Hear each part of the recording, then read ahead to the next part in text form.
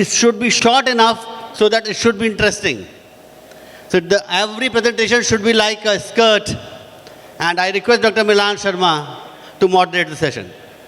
Thank you, Dr. Anand. And taking further on the second day, hip arthroplasty, I'd like to invite the first speaker, Dr. Piyush Mishra, on a typical case of acetabular reconstruction primary total hip arthroplasty. Okay. I'd also like to invite the panelists on stage, please. Dr. Kapil Kulshrestha, Dr. Dharmender Singh, Dr. Ajit Singh, Dr. Sumit Mahajan, Dr. Harish Makkar, Dr. Sunil Kumar.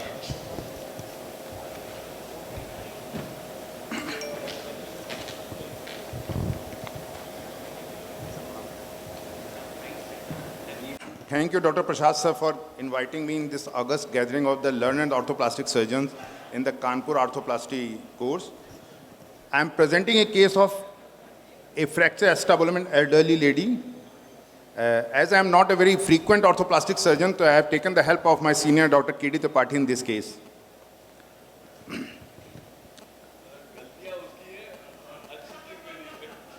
A 62-year-old lady met a road traffic accident, earlier treated somewhere else with skeletal traction, came to us approx 6 weeks later. There was no history of bladder bowel involvement after injury, and in the past, there was no history of spinal, pelvic, or hip injury or any type of fracture. On examination, all vitals were normal. There was supratrochanteric shortening, right limb was short and externally rotated.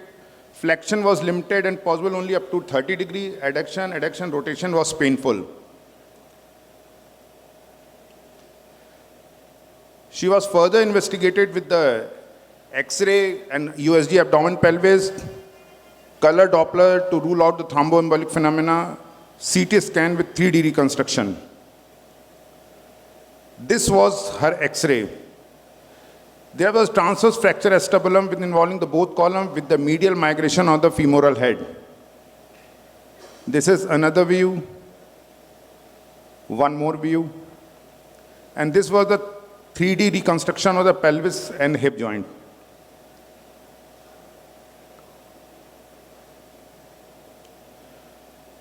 Now there was dilemma what to do. The fracture acetabulum demands reconstruction, but seeing her age and late presentation, it doesn't allow us to do reconstruction with the secondary arthroplasty, as arthritis was inevitable. So we have decided this. Head dislocated after opening the joint to posterior approach, and there was the fracture of the femoral head too, the Pipkin type. The graft was prepared from the femoral head, and the impaction grafting of the acetabular cavity was done. And later the anti-proteso cup was applied and fixed. It was available at that time. Cemented cup, cemented stem, and reduced. This was the post-op X-ray.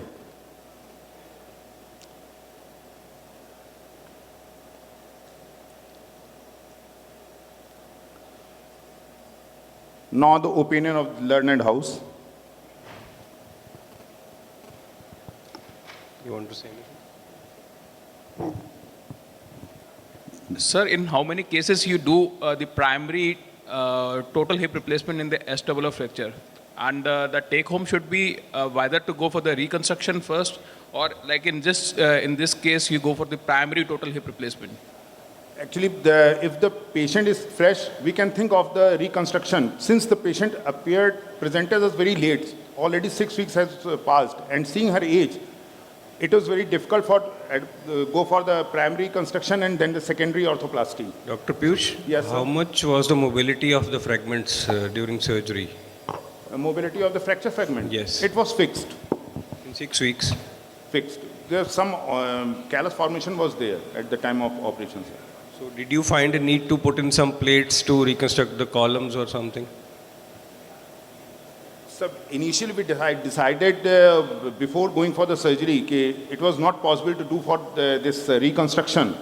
So they decided to go for the arthroplasty, because as the 6 weeks, approximately 6 weeks was over, and seeing her age, 63, 65-year-old, so we decided to go for the primary orthoplasty instead of going for the reconstruction and then go for the, because we thought that the reconstruction will be very difficult and very demanding because so many fragments and already callus formation will be there.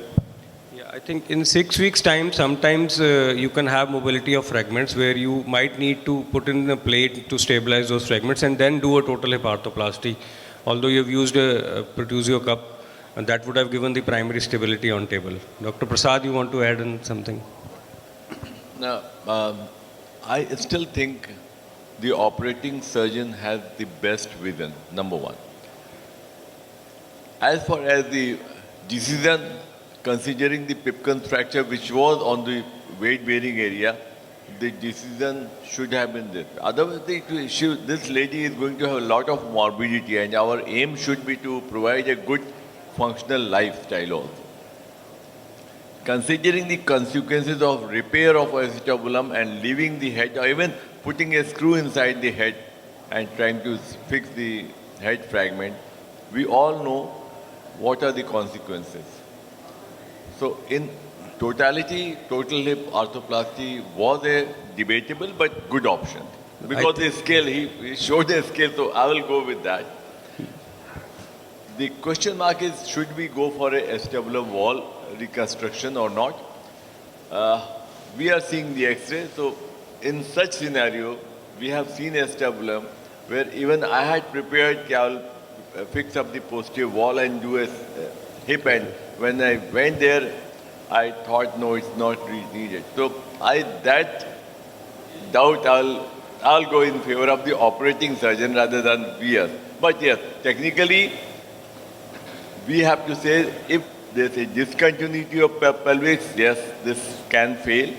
And moreover, these longevity studies of the case are not very promising, I'll say.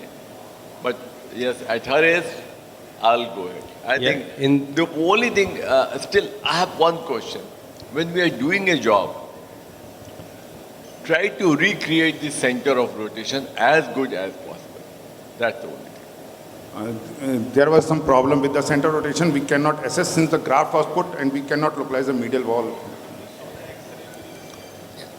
So it does happen sometimes that when we put grafts, we don't realize we put too much of it. And then the whatever cup or cage, whatever we put in it, actually tight. So here the concept is absolutely fine. So there is no harm. Whatever decision you take is absolutely fine. And regarding the plate, your shell is actually working like a plate. Plate doesn't have to be only a cylinder-like structure. It can be round also. So this actually works like a plate. So it's called internal stabilization because you are stabilizing top, you're stabilizing bottom with all these cages. So it actually works like a plate. So it's absolutely fine. You don't need to put a separate plate if you're putting in these cages mostly. But only trouble is that these cages, as Dr. Prasad was saying, if you don't put graft, it fails. But if you put graft, these cages can work even 15, 20 years. There's no harm.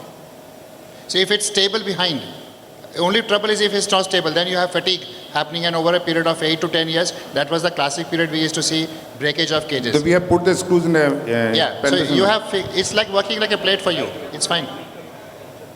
So another thing you need to take care when you're putting these cages is that you put the graft, you put in the cage, then you put some more graft inside the cage before you cement.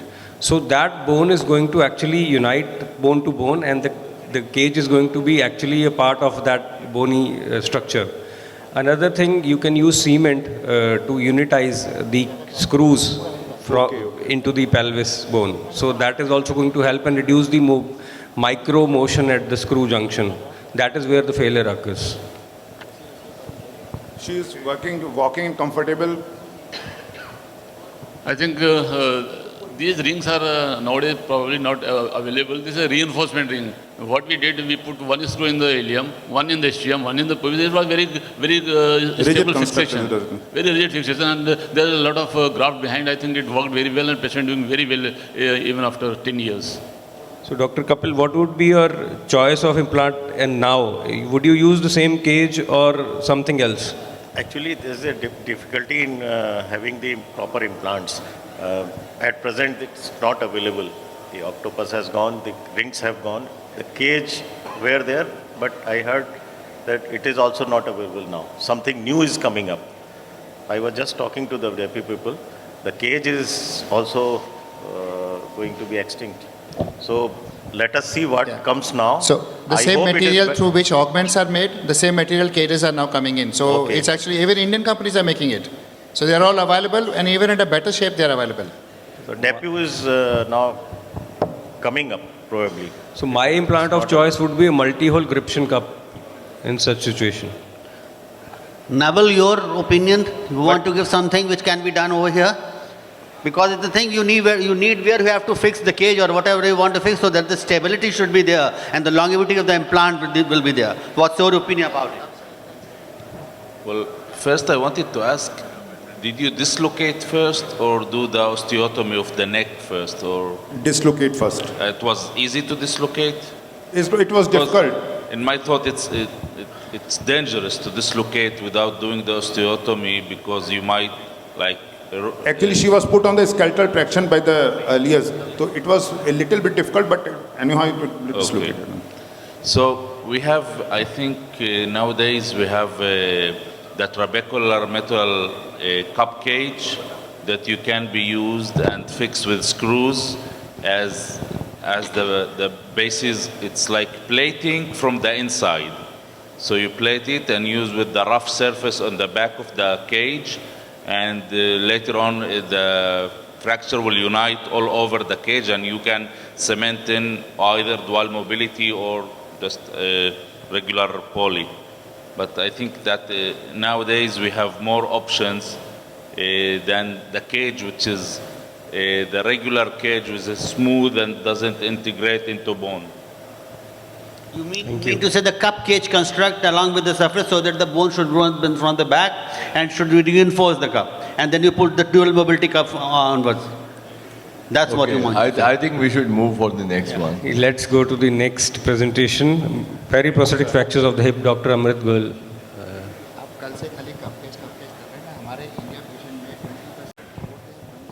Good morning, everybody. Thank you, Dr. Prasad sir, Dr. Anil Nigam, for having me here. It's nice to be present before this August gathering. So, case about periprosthetic fracture. Periprosthetic fractures are on the rise, as we all know. And as the number of arthroplasty is increasing day by day, the number of these cases are also going to come in, day out. So, apart from that, the main important part is the periprosthetic fracture occur with minimal trauma. The patient will just walking in the bathroom and just have a fall and you can have a catastrophic fracture. So few things which need to be understood about it is that it has poor bone quality, osteolysis may be there, and knowledge of the implant which was there previously. Otherwise, revision would be difficult in these cases. And so we have the Vancouver classification, which everybody is aware of. B1, B2, stem loose or thin, and the incidence is very high, especially after revision hip arthroplasty. So you have to understand the fracture configuration, bone suitable implant fixation, find anatomical landmarks. So in our case, we had a 70-year-old male patient. Chief complaint was pain and swelling in the right hip, trivial fall at home after climbing stairs. So this patient had a hip neck fracture 2 months back. He was undiagnosed as fracture neck of fever, stayed at home. And after 1 month came to us, he was diagnosed neck femur fracture, and the patient had multiple medical comorbidities. We had done a bipolar 1 month back, after which he had been discharged and had gone home and was walking with the help of a stick in his house. So patient was obviously osteoporotic, being in bed for earlier 1 month, and has come, he has multiple renal problems and other medical comorbidities. So I would like the panel for please, how would you go about it? Let me put up the questions to the panelist. How would you proceed? In this the X-ray, the implant appears loose because it sinks down. So, and subtrochanteric and fracture there. I would prefer to go with taking out the implant and putting the longer stem, preferably the solution along with the encirclage or the cable. So, do you have any problem with these moving parts? So many fracture fragments at the top and distal, you just trim the distal part first and then wire all of them proximally? Yes, I put the wire first along the fracture side proximally. Then remove the cement, whatever cement there. Then rim out and put this solution implant. Dr. Amrit, you can take this as a trochanteric osteotomy. Remove the implant, consider it as a trochanteric osteotomy. Remove all the cement, then put the cables. Make it a femur again, and then put the long solution stem. So the problem with this that it looks 2 fragments, but there are 3 or 4 fragments. So as soon as we tightened the wire, they kind of compressed together. It was Yes. not 2 fragments. In ETO, Yes. there are 2 fragments. So Yes, you can in- kind of make a sleeve. Yeah, in that case, you need to put a solution stem first, and then circulage it. It sometimes expand.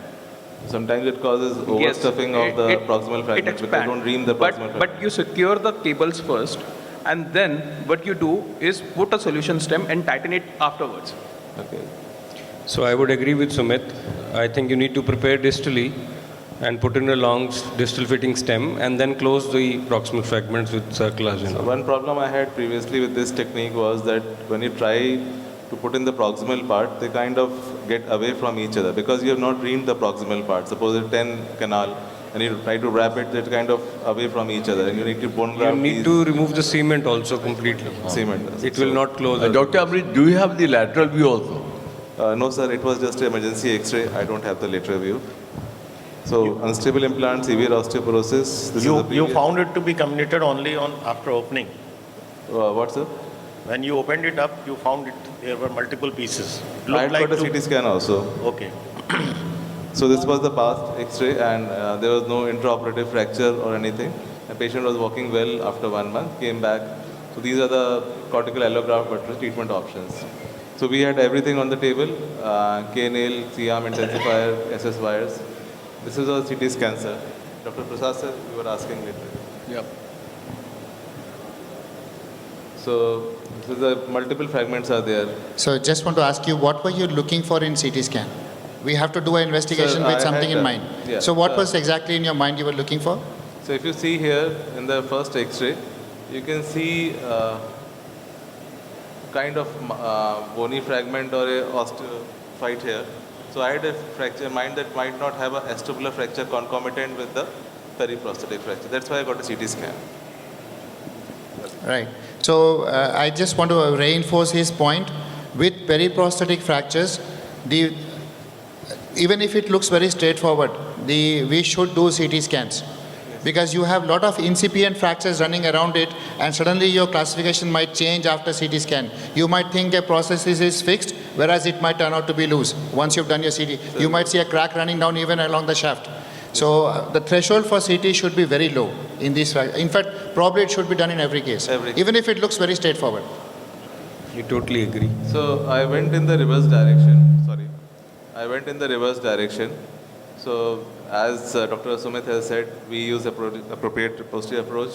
I could identify the sutures which I do for closure of the hemiarthroplasty and released it, and it was pretty open. We dislocated it, removed the implant, and I used it at an extended trochanteric osteotomy as you suggested. And I made sure that I left all the soft tissue attachment to maintain the vascularity. A lot of times they are non in the bony fragment post-surgery, which we get after 6 months and a year. And cement removal was done. I retracted the proximal fragment anteriorly and reamed the distal part. So removed the bone plug, reamed the distal part, made it I think size 12 or something, and then tried to reduce the fracture. And as we said, we did a multiple cabling. So the only difference was these were again and again kind of collapsing together. So I used a K-nail as a strut in between and cabled it over a K-nail over a size so that it doesn't collapse. And after getting a K-nail, then I used a provisional long LCP and also used, did not screw down, but just used cables to do it. So I had a perfect proximal sleeve and I could do it just like a normal reaming fracture. And after reaming it, we just kind of we also did a prophylactic distal cabling for prevention of any fracture propagation. So we could easily ream it, put in a solution stem and secured it cable. So while I was dislocating it after the final reduction, there was suddenly a small sound, and I found on X-ray image that there was an extension to further distal side. So, but the distal cable was there that stopped the propagation till the point where the cable was there. Otherwise, it would have gone all the way to supracondyle area. Now, so I just changed the implant from 170 to 270 and reamed a little more, and then again reduced it before. So this was the fracture propagation, if you can see.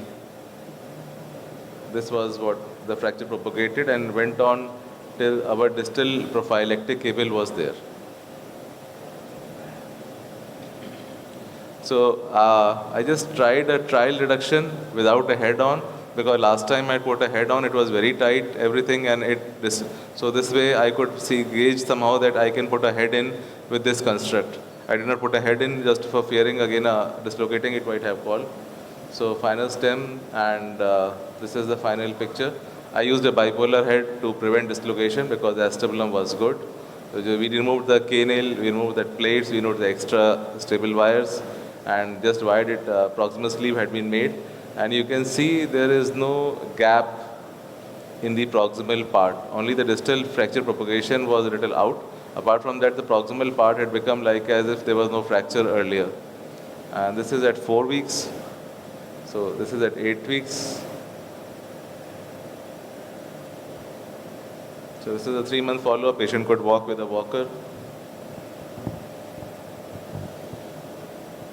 So this is at 9 months. He was able to walk comfortably. This is undergoing, I think, osteointegration is being started at these points.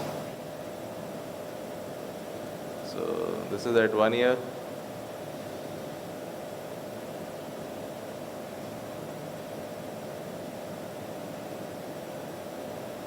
Some problem with the video.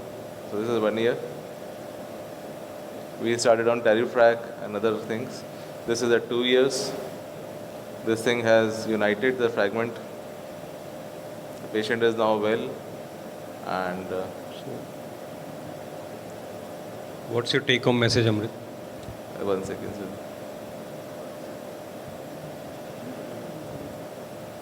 So he is now hale and hearty. So I would say that cemented, uncemented, preference is an uncemented stem which we need to put in. And so important is the pre-operative planning. You need to take in mind, go through the steps, the surgery, and keep everything at hand, what can go wrong. So sometimes it keeps on spreading everything and don't know just what to go about, because everything keeps on breaking like a house of cards and very osteoporotic bones. Second is to preserve muscle attachment and vascularity, and understand the fracture configuration and use these anatomical landmarks for maintaining the leg length and offset, because you also have to maintain the offset anatomical and also prevent dislocation. Otherwise, dislocation is a big issue in these fractures. And I thank Dr. Prasad for his hospitality, and it's always a pleasure to be with him. And one thing more, the distal fitting stem needs to be used in such cases. That is the only bailout you have. Distal fitting stem, I think these kind of stems, the tapered splined stems with an offset modularity are the way to go. The single monoblock stems have a little problem because they go up and down. So these you can just put in the distal part and you can play with the proximal part. Thank you. What Rinal pointed out was perfectly the right answer, rather than saying use a solution stem. Number one, nowadays you need a distal fixing titanium stems. Although it's a J&J show, but you know that there is a fracture with this of the solution stems. So these stems are, I also used, there is no fracture I've experienced in my career, but what exactly Mrinal said is that you have to say a distal fixing titanium stems rather than going in for that's what I naming it like a solution stem or something like that. So I mean, these are the steps which you need to go. Distal fixing titanium splined stem to prevent rotation also. Yeah, but the solution is not titanium. Yes, sir. No, this one, So I mean. I think I have one point to make that, see, you, as Sumit mentioned out, you had a fracture which was split. This looks very grotesque on table, on the x-ray, but actually it's a blessing in disguise. Because when we are actually, in these osteoporotic patients, there's a lot of femoral bowing. And you're trying to have a straight stem or a bowed femoral stem, the bowing may actually not match with that of the actual native femur, which we face. And this will happen as we go to the higher stems like 305 stems.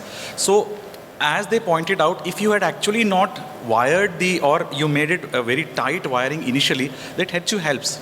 You just get this initial, the scratch fit and the distal, and you just wire it on. Even if this stem does not have any contact with the proximal, it does not matter. Because the entire 4 centimeter to 5 centimeter scratch fit is in the distal canal. You can actually make them weight bear much earlier. The walker to stick comes out in around 4 to 6 weeks. Secondly, in these titanium stems, especially tapered ones, sometimes bone regeneration also happens. Even if it doesn't happen, you actually have a better patient profile. So you have done a great job, no doubt on that, but this work could have been a little reduced if you had actually just put in a distal stem, put it all wired together, and that's all. And that makes the surgery also faster. Yeah. That's my suggestion. Yeah, I totally agree. And actually the bone incorporates proximally also. Just need to close the sleeve with the cables or SS wires and you will have good bone formation, even if it is not sitting very well on the proximal implant. But you have a very good distal fitting, integration of the stem. Dr. Amrit, I also want to highlight here whether you want to have a cables for such kind of thing or the SS wire. I normally use cables for such kind of thing. Cables give a better tensional stability, but sometimes as in government colleges we are working, we also have some cost issues because each cable costs a huge amount of money and the amount of cables I used here were too many. So the take home should be use cable in such kind of periprosthetic fractures. The SS wire is not so much strong and sometimes it gives away. You are lucky enough that it hasn't. Okay, thank you. Thank you. I think we'll go with the next case. The next presenter is Dr. Ajay Bharti. Sir? Complication Dr. Amrit? in total hip arthroplasty. I want to know कि previously the patient working on the bipolar already hemi arthroplasty. Patient was operated 1 again month back. we do hemi arthroplasty again. So again patient is working over the metal over the bone. So why don't you replace the cup also? Again patient come 2 to 5 years back again pain in hip. Why not do cup also? I feel that when the acetabulum is good, it's pristine, and the patient has no arthritis, I have high risk of dislocation in these cases. Using such a big metal bipolar head with a good acetabulum helps me reduce the chance of dislocation. I would have preferred a THR if there was some kind of early arthritis or any kind of arthritic was there. That is my concern, sir.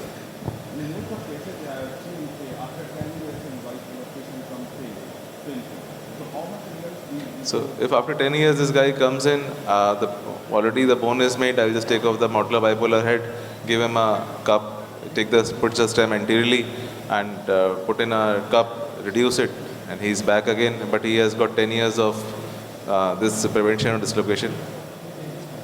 Thank you, sir. Okay, let's go with the next case, please. You have comment?